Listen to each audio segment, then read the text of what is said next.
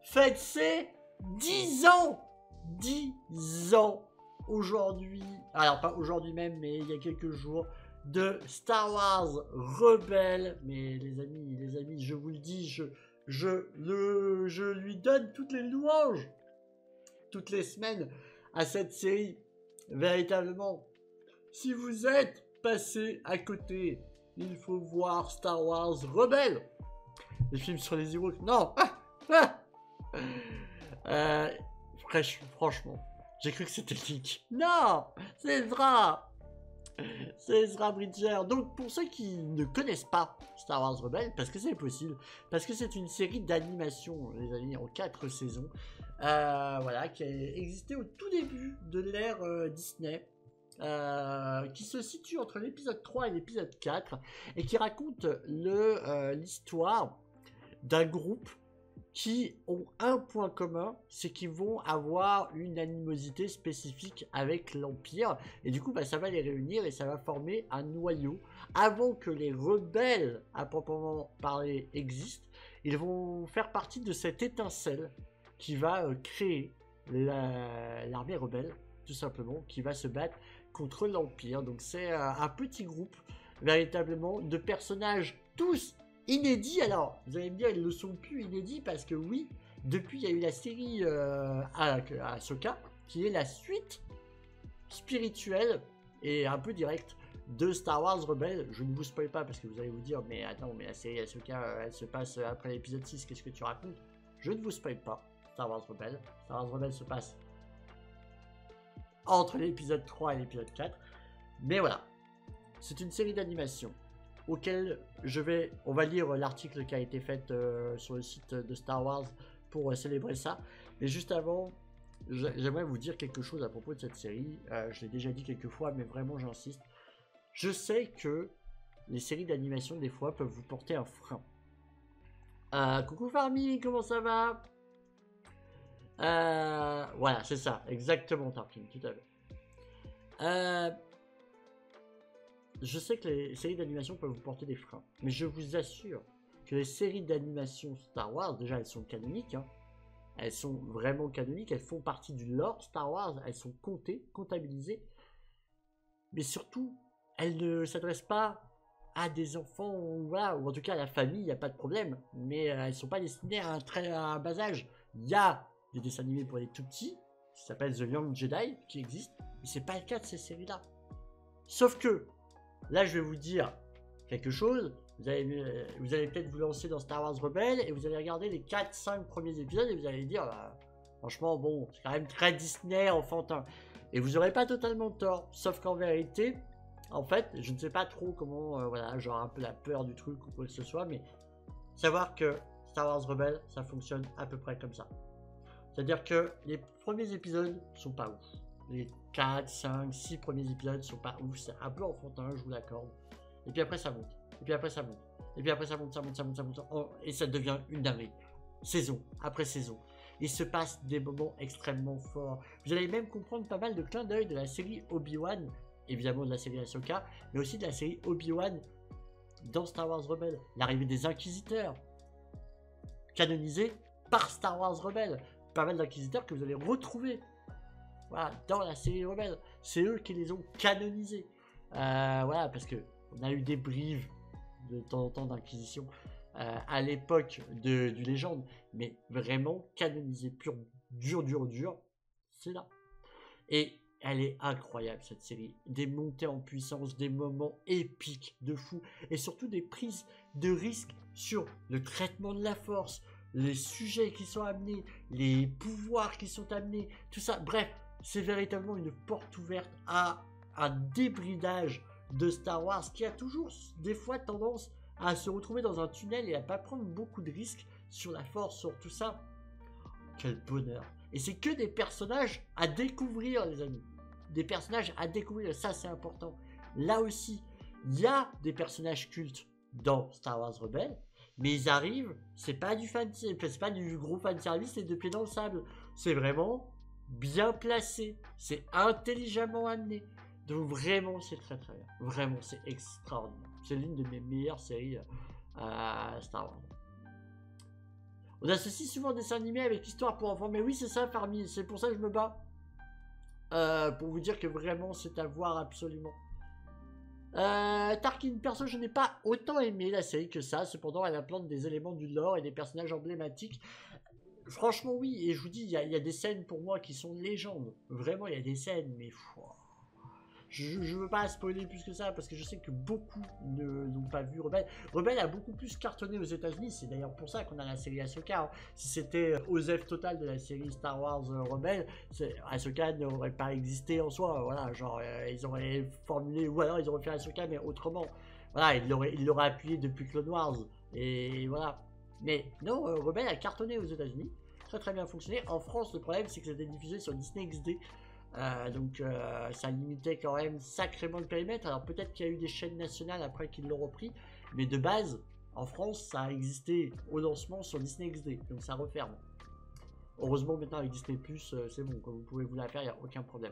D'ailleurs il est très très beau hein. Sur Disney Plus, le traitement HD et tout est magnifique. Moi j'adore, j'ai l'intégrale Blu-ray Clone Wars et je voudrais l'intégrale Blu-ray Rebels. Qui existe, hein. Il y avait une série, Le Rebelle. Ah, rien à voir, mais why not. Je vais avoir le temps pour le coup de la regarder en ce moment, ça va m'occuper. Ah ben oui, ah mais il faut, vraiment. Genre, Alison, je t'ai dit ND5, tu vas voir. Est-ce que j'avais raison? Haha. Rebelle, tu vas voir. Tu vas voir. Tu n'es pas prêt. Axman Lorenzo. Oui, c'est pour le Rebelle, oui. Donc on va lire l'article, mine de rien. Pour les 10 ans. Bah oui, alors je peux pas le traduire là, attendez. Je le traduis comme ça. Je sais pas pourquoi il veut pas être traduit. Cela fait 10 ans qu'Ezra Bridger, un jeune orphelin de Lothal, a rejoint l'équipage du Ghost et a changé non seulement sa vie, mais aussi l'avenir de la galaxie. Suivant les traces de la série Star Wars The Clone Wars, Star Wars Rebelle a fait ses débuts avec une première de 2 épisodes assemblés dans un événement cinématographique d'1 heure sur Disney Channel et Disney XD.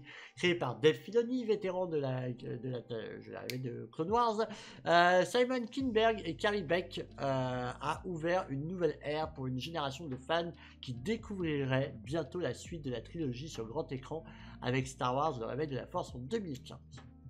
Lucasfilm Animation n'a jamais hésité à raconter des histoires vastes et émotionnelles et Star Wars Rebelle a rapidement pris sa place aux côtés de The Clone Wars avec une séquence d'ouverture présentant Darth Vader, l'ancien Anakin Skywalker, travaillant maintenant pour l'Empire et traquant le dernier de ses frères Jedi. Mais ce n'est pas l'histoire de Vader et peu de temps après, les vraies stars de la série ont été introduites. Ezra Bridger, un pickpocket au cœur d'or, à la Han Solo. Kanan Jarrus, un ancien Jedi qui se cache maintenant, mais pas pour longtemps. Zeb Orrelios, que vous allez retrouver dans le film Mandalorian and Grogu. Un Lassat imposant avec une impression de Wookiee tueur. Sabine Wren, que vous avez découvert aussi dans la série Ahsoka, une Mandalorian colorée avec une expertise des explosifs, et Racine Noula, également la mère de l'espace de tout le monde et le capitaine du Ghost et son fidèle compagnon le droïde Chopper. Il est aussi un criminel de guerre. Dans leur première aventure en équipe, les membres de l'équipe du Ghost livrent de la nourriture aux habitants affamés de Tarkin Town, prouvent qu'ils n'abandonnent pas l'un des leurs, même s'ils essayent vraiment de laisser Ezra sous la garde impériale et parviennent à sauver un petit contingent de captifs Wookiees. Si voir le petit Kitwar en cartable vous a fait pleurer, vous avez vécu 4 saisons émouvantes. Des sages paroles d'Hera sur la compassion et l'altruisme. Petite phrase, si tout ce que vous faites est de vous battre pour votre propre vie, alors votre vie ne vaut rien. À l'avertissement prémonitoire d'Obi-Wan émanant de l'holocron de Kanan, selon lequel, avec le temps, un nouvel espoir émergera. Star Wars Rebelle a magnifiquement mis en place une histoire qui relierait l'ère de l'Empire à l'aube de la rébellion. La première saison suivait principalement la cellule rebelle de Fantôme, mais ils rejoignirent rapidement l'agent Fulcrum, Ahsoka Tano, et continuèrent à aider les futurs dirigeants de l'Alliance Rebelle, y compris une princesse adolescente, Leia, née le jour de l'Empire, tout comme Ezra et le sénateur Mon Mothma, de Chandrila alors qu'elle déclarait une guérilla guerre à l'Empire. Alors que Kanan devenait un maître Jedi pour Bridger... Ah oui, alors attendez, on va peut-être spoiler. On va peut-être s'arrêter là. Ouais, on va s'arrêter là. On va s'arrêter là, les amis. Pour le texte, je ne veux pas spoiler. Vraiment, je ne veux pas vous spoiler, les amis. Tac. Je vais juste vous montrer les artworks. Hop là. Ils ont fait des affiches de recherche. Voilà, regardez, c'est trop beau. Pour les 10 ans. Des personnages emblématiques. Voilà, de Star Wars Rebels. Pour les 10 ans, des affiches. J'hésite même à les imprimer et à les mettre chez moi, en vrai. Donc Ezra, Hera, Sabine que vous découvrez dans la série Ahsoka. Voilà, Chopper également. Et ben ça vient de là. Ça vient de là, les amis. Voilà, donc encore une fois, j'insiste, je me répète. Regardez Star Wars Rebels. Je vous assure que vous ne serez pas déçus. C'est une grande série. Une très très grande série. Vraiment. Et en plus, l'avantage, c'est qu'elle n'est pas super longue, quoi. 4 saisons, ça se regarde finalement assez vite. Et justement, bah, ça crée du dynamisme. Là où, par exemple, The Clone Wars a pas mal de fillers un peu temps mort. Clone Wars, il y a des dingueries. Hein. La saison 7 de Clone Wars, elle est incroyable. La saison 3 de Clone Wars est incroyable. Mais il y a des fillers. Et des fillers qui sont bons. Voilà, quoi. Ils se regardent, quoi, mais sans plus. Dans Clone Wars, il n'y a pas ça. Donc vraiment, vous allez pouvoir kiffer 4 saisons. Pas super longue. Bah, franchement, 4 saisons, ça va. Ça va. Je veux dire, Clone Wars, c'est 7 saisons, hein, les amis. C'est 7 saisons, Clone Wars. Bon, d'ailleurs, on a déjà 3 saisons. Ça va. Et bien voilà, en tout cas pour les actualités de Starpoint, les amis, merci beaucoup pour ceux qui nous suivent sur YouTube d'avoir suivi cette VOD. Je vous rappelle qu'on est en live tous les mercredis à partir de 20 h, donc n'hésitez pas à nous rejoindre, on peut discuter ensemble, vous voyez, tout le long, donc c'est vraiment super cool. Je vous dis tout simplement à la semaine prochaine pour un nouveau Starpoint. Si ça vous a plu, le petit pouce, le petit commentaire, et évidemment partagez cette nouvelle vidéo à tous ceux qui aiment un peu, beaucoup, énormément Star Wars. Je vous fais des gros bisous et vous dis à la prochaine. Ciao, ciao.